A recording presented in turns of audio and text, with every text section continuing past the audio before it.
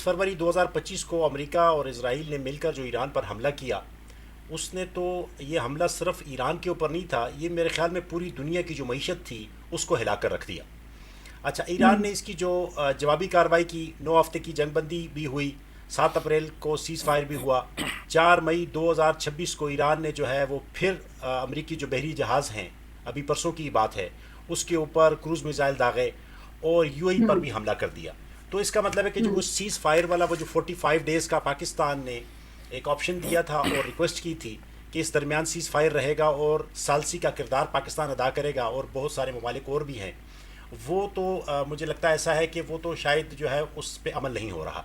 Background के ऊपर देखें, पहले तो ईरान की जो डिमांड्स थी, 15 डिमांड्स उन्होंने रखी थी, जिसमें से वो लेस होती होती 5 रह गई, और अमेरिका की तरफ से जो डिमांड्स थी वो कंटिन्यूसली उसमें बतदरीज किसी किस्म की कोई कमी नहीं आई, जिसकी वजह से जो है ईरान जो है वो ज़ाहिर है वो तो चूँकि डिफेंसिव साइड पे है, उसने तो हमला नहीं किया, लेकिन उसके पास जो है वो दुनिया की जो मईशत की शारग है आबनाए हरमन्स, वो उसके हाथ में आ गई और उसका वो एक बखूबी इस्तेमाल कर रहा है।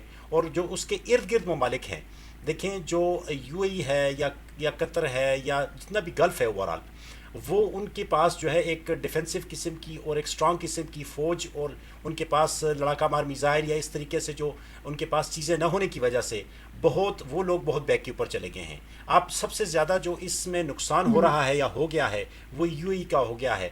और यूएई जो है वो ज़ाहिर है इसराइल की, जिस तरीके से वो पुराने दौर में कहते थे ना कि तोतों की अपना जिनों की जो है वो तोतों में जान होती थी, तो यूएई में तकरीबन इसराइल की जान थी। वो इसीलिए कि यूएई में इसराइल का सबसे ज़्यादा पैसा लगा था।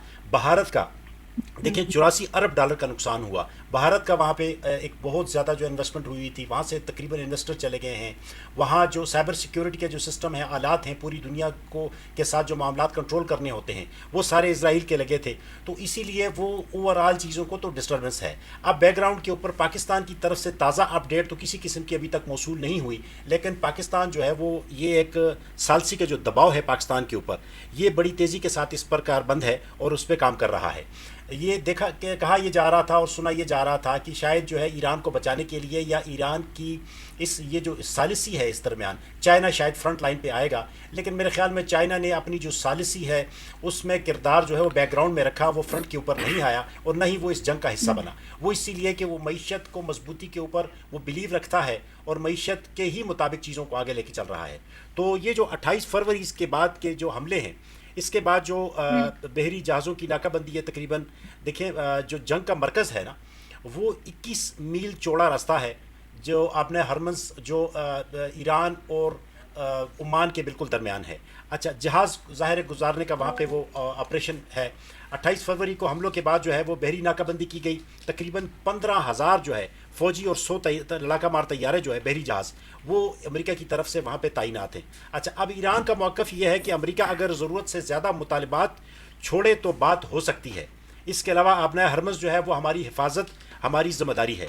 अमरीकी फ़ौज करीब आई तो हमला करेंगे। तो ये तो मुकम्मल टकराव की सूरत हाल है। इस वक्त तो लग ऐसा हम्म। नहीं रहा कि ये जंग नहीं हो रही, जंग हो रही है, लेकिन ये ज़ाहिर है नेवी के थ्रू अब शायद लड़ी जा रही है। और ये वाले जो साहब, पाकिस्तान का किरदार अहम है। सालसी करवानी थी, मुकम्मल जंगबंदी करवानी थी, ये एक जिम्मेदारी भी पाकिस्तान ने अपनी तरफ से ली थी। कोई प्रेशर तो खैर नहीं है उसका, मुझे पता है उसमें क्या हुआ। देखिए, पाकिस्तान तो अपना एक रोल प्ले कर रहा है। पाकिस्तान ने तो हम्म। अपने तौर पर जो इस्लामिक ब्लॉक था उसको भी इकट्ठा करने की कोशिश की मेरे ख्याल में, और उसमें एक यूएई के अलावा देखिए ना, पाकिस्तानी जो वज़ीर ख़ारजा हैं और जो फील्ड मार्शल, इसमें कोई शक वाली बात नहीं है कि वो फ्रंट लाइन के ऊपर ये तमाम मामलात को देख रहे हैं। उनके सऊदी अरब के हम्म। दौरे, ओमान के दौरे, मुख्तलिफ और ममालिक के दौरे, अमेरिका के बैक टू बैक जो है वो दौरे, और उन लोगों के साथ फिर जेडी वैंस का यहाँ पाकिस्तान आना, देखें ये कोई छोटी बात नहीं है। जेडी वैंस जो है वो आया पाकिस्तानी एक प्राइम मिनिस्टर के एक ट्वीट के ऊपर, अल्हम्दुलिल्लाह वो पूरी दुनिया ने सलूट पेश किया पाकिस्तान को कि एक पूरी दुनिया को एक जंग से, एक ख़तरे से और एक एटमी जंग होने को जा रही थी, उससे रुकवाने में पाकिस्तान ने मेन रोल प्ले ठीक है। किया। लेकिन चूंकि ये मुतालबात बहुत हैवी किस्म के हैं और बहुत सारे हम्म। ममालिक जो हैं इनके अपने अपने इसमें जो है वो सरमायाकारी है और इनके अपने अपने मफादात हैं, तो हर मुल्क अपने मफादात, अपने इंटरेस्ट को इस टाइम वाच कर रहा है। और ख़ुसूसी तौर पर चाइना जो है वो ज़रूरत से ज़्यादा अपने इंटरेस्ट को वाच कर रहा है, वो फ्रंट के ऊपर आना नहीं चाह रहा। अगर चाइना इसमें फ्रंट के ऊपर आ जाए तो कि असल जंग जो है ये मईशत की जंग है, और ये जंग अमरीका हम्म। और चाइना के दरमियान है, लेकिन वो ठीक पूरी है दुनिया वाले को साहब, डिस्टर्ब अब कर मुझे रही है। इजाजत दीजिएगा। आपने कहा कि ये शराइत سخت ہیں، بھاری قسم کے ہیں۔ ڈاکٹر صاحب آپ کی جانب پڑھوں گی، پہلے تو پروگرام میں خوش آمدید، بتائیں نامکمل